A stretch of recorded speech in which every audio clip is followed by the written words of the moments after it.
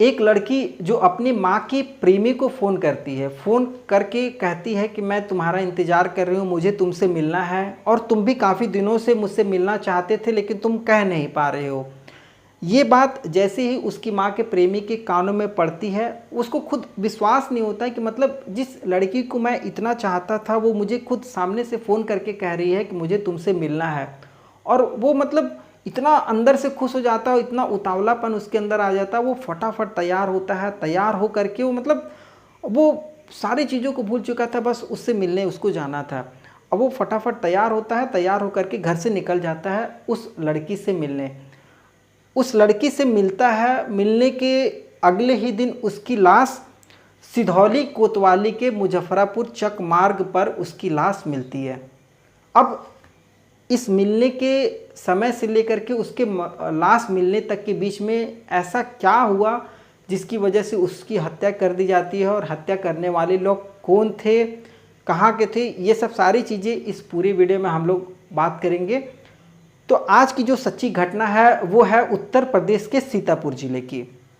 उत्तर प्रदेश के सीतापुर में सिधौली कोतवाली इलाके के मुजफ्फरापुर चक मार्ग पर 22 जुलाई को एक व्यक्ति की लाश मिलती है और काफ़ी ज़्यादा भीड़ थी उस रोड पर, काफ़ी लोग इकट्ठा थे और पुलिस को इन्फॉर्म कर दिया जाता है कि इस फलाने जगह पर एक व्यक्ति की लाश पड़ी हुई है जो कि किसी व्यक्ति की लाश है जिसकी हत्या कर दी गई है। पुलिस भी फटाफट उस स्थान पर पहुंच जाती है जहां उस व्यक्ति की लाश पड़ी हुई थी। तो पुलिस के लिए भी ये अपने आप में काफ़ी चैलेंज था कि आखिर ये व्यक्ति कौन है, किस वजह से इसकी हत्या की गई है, कहाँ का ये रहने वाला, इसका नाम क्या है, कई सारे सवाल थे। और उस पर भी उत्तर प्रदेश पुलिस, जिसको अभी काफ़ी ज़्यादा क्राइम के क्षेत्र में बहुत एक्टिव माना जा रहा है, तो ऊपर से भी दबाव था, शासन प्रशासन का काफ़ी ज़्यादा दबाव था और पुलिस अपनी तफ्तीश में लग जाती है। तो पुलिस जब तफ्तीश चालू करती है तो सबसे पहले उस व्यक्ति का नाम पता करती है, नाम और पता। तो पुलिस जब तफ्तीश करती है तो उसका नाम जो होता है वो सगुन नाम पता चलता है। सगुन, जिसका नाम था राजू मिश्रा। राजू मिश्रा, जिसको मतलब आप कह सकते हैं घरेलू नाम सगुन नाम था। सगुन जो कि सुनीता के साथ उसके घर पे ही रहता था। सुनीता जो कि आपको अटरिया थाना के भावना भरी की रहने वाली थी। अटरिया थाना के भावना भरी की सुनीता रहती थी, उसके साथ ही सगुन लिव इन रिलेशनशिप में रहता था। तो सगुन और सुनीता दोनों साथ में रहते थे और सुनीता की एक बेटी थी मुस्कान। मुस्कान जिसकी शादी हो चुकी थी और उसका ससुराल जो था वो हरदोई जिला के संडीला में था।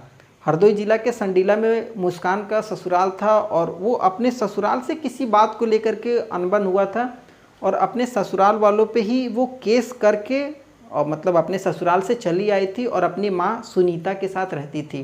तो अब इस पूरे परिवार में 3 लोग थे, सगुन, सगुन की प्रेमिका सुनीता और मुस्कान। मुस्कान जो कि सुनीता की बेटी थी। अब ये 3 लोग रहते थे।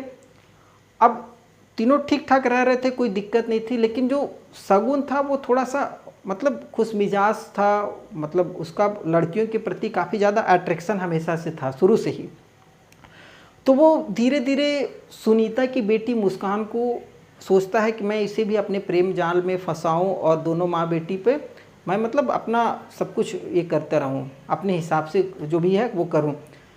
तो ये बात मुस्कान को पता चल जाती है। पता क्या, मतलब भाई एक परिवार में अगर रह रहे हैं और अगर कोई व्यक्ति किसी के पीछे थोड़ा सा अट्रैक्शन दे रहा है तो धीरे धीरे समझ में आ जाता है कि ये व्यक्ति मुझे अपने प्रेम जाल में फंसाने की कोशिश कर रहा है। तो मुस्कान को ये सब चीज़ें एहसास होती थी। सगुन जो कि काफ़ी ज़्यादा मुस्कान के पीछे पागल हो गया था समय के साथ साथ, और मुस्कान जो थी वो किसी और व्यक्ति के पीछे पागल थी। वो किसी और व्यक्ति को पसंद करती थी अपने पति के अलावा। जहाँ उसका ससुराल था संडीला में, संडीला में ही मोहित नाम का एक लड़का था जो कि काफ़ी अच्छा था देखने वगैरह में। सगुन को ये चीज़ों का एहसास हो जाता है कि मुस्कान जो है वो किसी और से बात करती है, किसी और के प्रेम जाल में फंसी हुई है। तो ये बात थोड़ा सा सगुन को अंदर ही अंदर मतलब क्या बोलते उसको, थोड़ा सा जलन हो रहा था उसको। और वो सुनीता के द्वारा, सुनीता मतलब अपनी प्रेमिका के द्वारा मुस्कान पर दबाव डलवाने की कोशिश करता है। सुनीता को कहता है कि देखो तुम्हारी जो बेटी है वो किसी और से बात करती है, ऐसा वैसा उसका किसी और से चक्कर चल रहा है। तो सुनीता जो है वो मुस्कान पर थोड़ा सा दबाव डालती है और ये बात मुस्कान को बहुत अखर लगता है कि मतलब मेरी माँ का प्रेमी जो है वो मुझ पर मतलब दबाव डाल रहा है और जो कि खुद मेरे चक्कर में पड़ा हुआ है ऐसे वैसे। तो मुस्कान जो है अपने प्रेमी मोहित से ये बात बताती है। तो मोहित को भी काफ़ी ज़्यादा ये होता है कि मतलब हम दोनों का मिलना जुलना काफ़ी प्रॉब्लम हो रहा है ऐसा वैसा। तो अब मुस्कान और मोहित ये दोनों मिल करके प्लान बनाते हैं कि क्यों ना शगुन को रास्ते से हटा दिया जाए।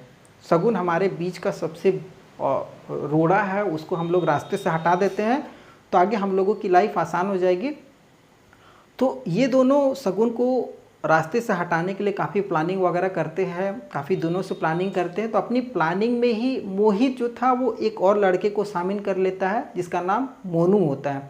अब इस पूरे प्लानिंग में 3 लोग हो जाते हैं। मुस्कान जो कि सुनीता की बेटी थी वो, मुस्कान का प्रेमी मोहित और मोहित का दोस्त मोनू, ये 3 लोग इस पूरे साजिश में शामिल हो जाते हैं और तीनों प्लान करते हैं कि कैसे इसको रास्ते से हटाया जाए। तो यहाँ पर मुस्कान जो थी वो अपना काफ़ी सातिर वाला जो दिमाग होता है वो लगाती है और वो पूरा प्लान सेट करती है कि मैं शगुन को फ़ोन करके बुलाऊंगी क्योंकि शगुन जो है मुझसे प्रेम करता है, वो मन ही मन मुझको बहुत चाहता है और मुझे पाने की कोशिश करता है। तो अगर मैं उसको फ़ोन करके बुलाऊंगी तो वो मुझसे मिलने ज़रूर आएगा और इसी बात का फ़ायदा उठा करके हम लोग तीनों उस पर हमला करेंगे और उसे ख़त्म कर देंगे। ये पूरी प्लानिंग सेट हो जाती है। अब इस पूरी प्लानिंग के तहत मतलब मुस्कान जो थी और किसी दूसरे जगह से, जो कि आपका उत्तर प्रदेश का सीतापुरा ज़िला था, वहीं से वो फ़ोन करती है और मतलब उस मुजफ्फरापुर जो चक मार्ग है वहाँ से वो फ़ोन करती है। फ़ोन करके शगुन को कहती है कि देखो तुम मुझसे प्रेम करते हो और मैं भी तुम्हें बहुत पसंद करती हूँ और मैं तुमसे मिलना चाहती हूँ। अब ये बात जैसे ही शगुन के कानों में पड़ती है तो उसको विश्वास नहीं होता है कि मतलब मुस्कान के पीछे मैं इतना पागल था और वो मुझे खुद पसंद करती है।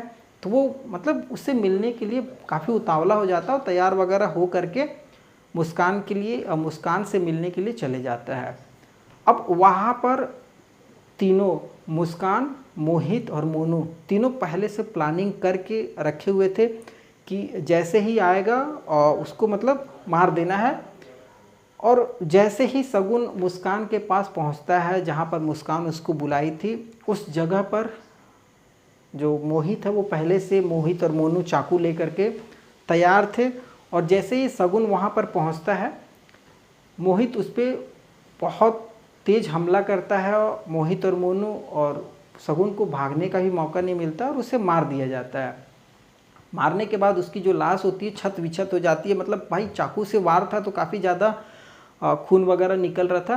तो अब ये तीनों जो प्लान करके लाश को सिधौली कोतवाली के मुजफ्फरापुर चक मार्ग पर फेंक करके चले जाते हैं और ये लाश अगले दिन 22 जुलाई को पुलिस को बरामद हो जाती है।